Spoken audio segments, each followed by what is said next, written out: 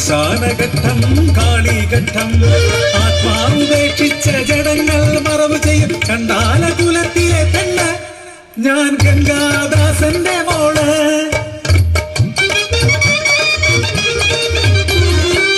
വർണ്ണങ്ങൾ വാരി വിതറുന്ന കാലം കരളിൽ കാലം വർണ്ണങ്ങൾ ചാരിക്കും പ്രായം അതുവരെ കാണാത്തൊരേതോ പുരുഷന്റെ പത്നിയായി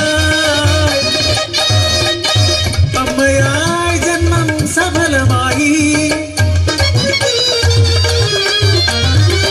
അമ്മ മരിച്ചപ്പോൾ കുലത്തൊഴിലൻ ചുമലിലായി കുഞ്ഞിനെ പാലൂട്ടി ആട്ടിയുറക്കി രാരീരോ രാരാരോ രാരീരോ രാരാരോ ഞാൻ ശ്മശാനത്തിലേക്ക് യാത്രയായി.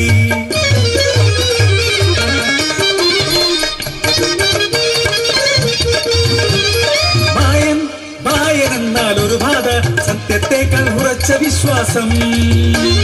കുഴിമാടം തോണ്ടി കുഞ്ഞിനെ എടുത്തവൻ കുലയൂട്ടി താരാട്ടി ഉറങ്ങുമത്രേ. കല്ലെറിഞ്ഞാട്ടി അകറ്റേണ്ടവൻ അവൾ ആർക്കും വേണ്ടാത്ത ദുശഗുണം.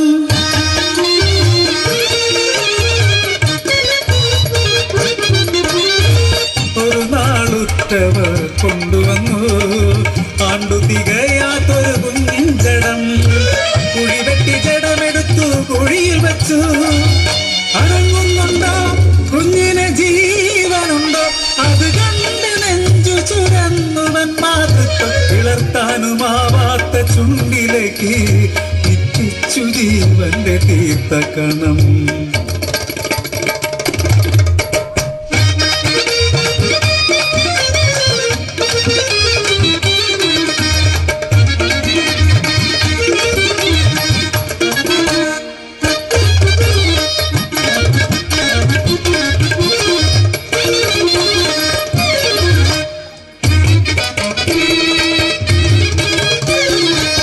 ഇരുളിലും തെളിയുന്ന കണ്ണുള്ള ഗ്രാമം അത് കണ്ടു പിടിച്ചു ആർത്തു വിളിച്ചു.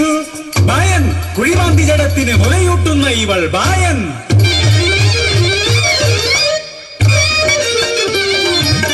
ബായനു വീടില്ല ഗ്രാമമില്ല അവൾ തൻ വീടും ഈ ശ്മശാനം. കാലിൽ തുടലിൽ പാട്ട കെട്ടിക്കിലുക്കി മറ്റുള്ളവർക്ക് വഴിമാറി നടക്കാൻ അവളെ ദുശഗുണം കാണാതിരിക്കാൻ.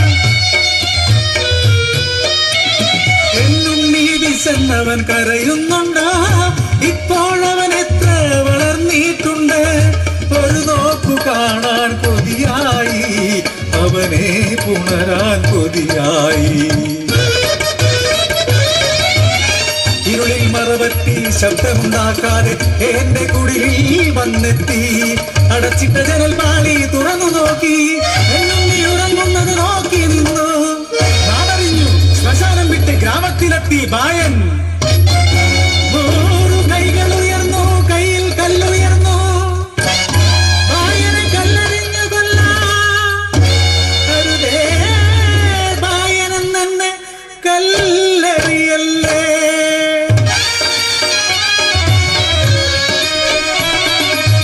സ്വന്തം വിധി കാത്തിരിക്കുമ്പോൾ കഴിവിലെന്റെ ഒരു കനിവിന്റെ നനവ്.